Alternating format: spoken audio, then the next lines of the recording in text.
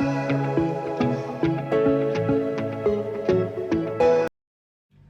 everybody, and welcome to one more edition of LM Latin Manalal Securities Weekly Wrap, our weekly roundup of all the events that have occurred in the domestic markets, the global markets, the corporate developments, results, announcements, a snapshot of all that is being covered over here.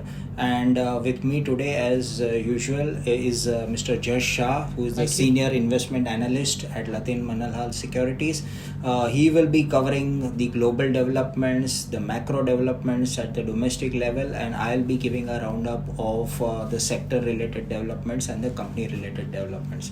So, Jash, kindly brief us about Thank all you, the global sir. factors. Yes, I think I'll begin with our index. Last week we had said to remain cautious. Despite that, on Tuesday and Wednesday we saw the index being very strong. But as we see yesterday and today, we saw profit booking. Everyone was waiting for that. I think a lot of people have missed the bus, and now finally they have started profit booking. And in those terms, I would say that we should again remain cautious in the next week. We will definitely get time to buy some new stocks and enter the market, but I think for now we should remain cautious. Why? I would say because I would start with the global markets. US inflation data, as we see, it's still high. It has eased, but it's not comfortable at all. And Fed is again going to be raising the rates, which is a matter of concern. But they would be watching the inflation data before raising the rates again. But we should expect about 50 or 75 basis points hike in the coming meeting. I think that's what the market is fearing right now. Going to the European countries, we also saw the London inflation data coming out. The UK inflation data coming out, and from 9.4% it has gone to 10%. So we see that what kind of economic crisis the European nations are in, and that really worries me.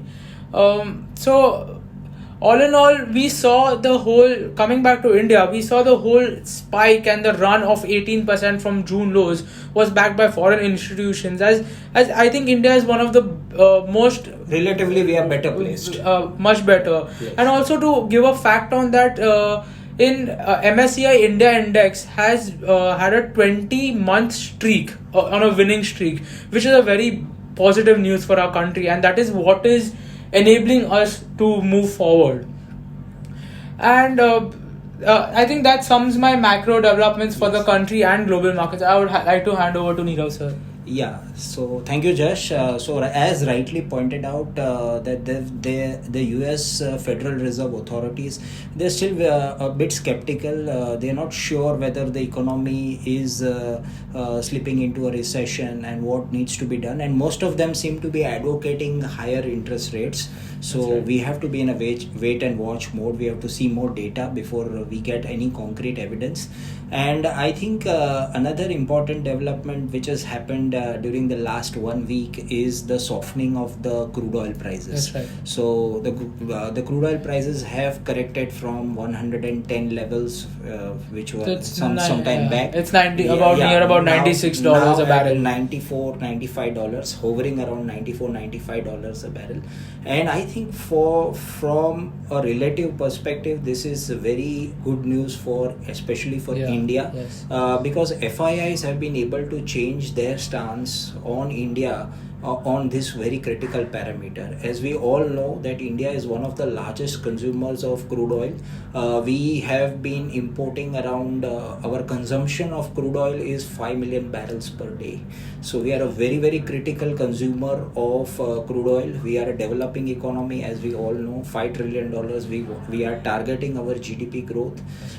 So I think from that perspective, till the time the crude oil prices were ruling at very high levels, there was that element of nervousness, that anxiety which the FIIs had. But I think after the crude oil prices have softened, after we have seen that the commodity inflation is off the peaks, We are seeing now that the commodity prices have also started stabilizing. Most of the corporates are still they are saying that they are sitting on high cost inventory, but they are in a wait and watch mode. They expect the prices to cool off. The super cycle in the commodities seems to be over. It seems to be a thing of the past.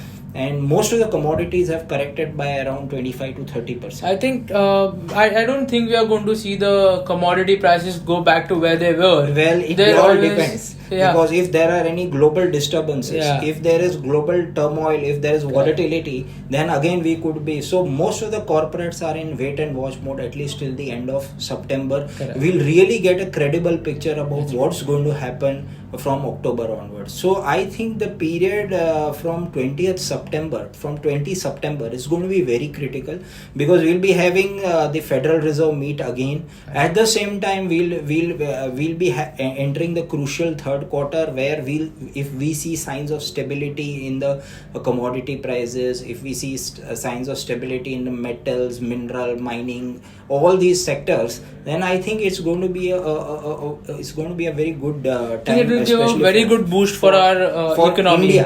For India in definitely, particular. Yes. So I think coming back to what most of our viewers would like to understand about the Indian markets, I think this was again quite an eventful week for the Indian markets.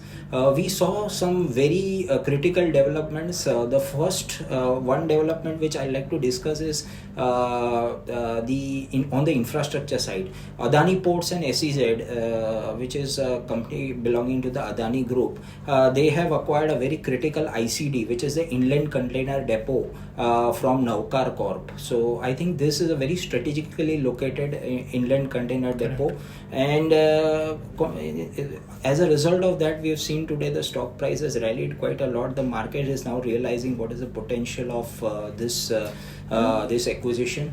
So I think Adani Ports and SEZ in the news. We've seen. Yeah, I think to briefly put light on it, I think it handles one of the highest amount of cargo in India, a private company handling. Yes. And that's the potential. They have about 13 ports. Yes. Around the Indian coast. Yes. So I think there's a lot of potential in that stock. Just to add to it. Apart from that, we've seen today a lot of momentum in all the Adani Group stocks, and two of the largest cash flow generators for the Adani Group, that is Adani Ports and SEZ, Adani Green Energy. I think these stocks have rallied quite well in the market. On the infrastructure side, what is supposed to be the proxy to India's infrastructure story, that is Larsen & Toubro, that has also rallied today. It has crossed the 1900 levels. Looks quite well set to march towards the 2100 levels. Apart from this, I think we have Eicher Motors. I think very, very strong performance. It was one of the biggest gainers in the Nifty in this week, in the last week.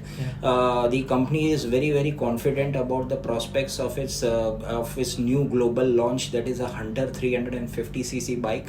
And they have a very strong presence in the domestic markets as well as the international markets. Their international sales have been the highest in the previous quarter, and we've seen that reflect in the stock price. I think this was also a very good bet during the last week. We saw some good momentum in Bharti Airtel also, because on the eve of the launch of the 5G, they have paid their dues, license dues, and comments more importantly from Sunil Bharti Mittal that there's been no fuss from the government this time. It's been a seamless exercise which has happened as far as the payment of the license dues is concerned. So I think Bharti Airtel was also a stock which was there in the limelight. Apart from that, this week we had the power index, BSE power index, which performed quite well. It was up about 4.5%, and we saw some very good momentum from NTPC. We saw some good momentum from Power Grid Corporation, and also Adani Power and all the related stocks which are there in the power space. I think, sir, just to put in a fun thing that I'm just analyzing over here, whatever we are talking about, every thing is saying that there is growth, because power generation, if power is going to have such a growth, there is some demand, right? So I think it's a very good sign for our economy, that I think our GDP is going in the right place. It is going forward and up. Yes. So yes, the growth story, infra story, and of course the consumption story. So as we had indicated last time also, there are a lot of consumption themes which are there: hotels, paper, education, retail. All these are exciting stories, and we've identified quite a few stories.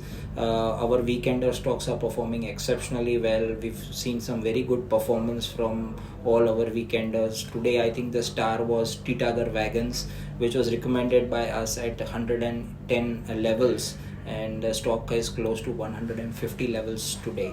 So it's a kind of a passive investing what we do in our weekender stocks. So very strong, secure, stable ideas which we identify through our weekenders. So do refer to our weekender stock ideas. We will be reverting back to you next week with some more stories, some more credible ideas. And in the meanwhile, I think markets today, the closing seem to be indicating some kind of a caution. Markets in a mood to take home some profits. I think you should keep booking profits for sure. So we close to 60,000. So I think the market participants, all the shrewd investors, the astute investors who have entered in at higher, lower levels, are now looking to definitely book some gains at the higher levels. One spot of weakness in the markets which we saw was in the pharma side. Some regulatory issues beginning to hurt pharma stocks. So I think a word of caution over there as far as the next week is concerned. You need to be a little bit careful about the pharma space. Rest, a lot of good credible ideas are there in the market which we tend to throw light on. Last week's weekender, Prism Johnson performing quite well in the markets. This week also we will be bringing an interesting weekender stock idea to you. So definitely do refer to our weekender stock idea which gets released tomorrow, and do revert back to us with your comments and your observations, and we look forward to meeting you again in the next week. Thank you very much for a patient hearing. Thank you, Jash. Thank you. Yeah.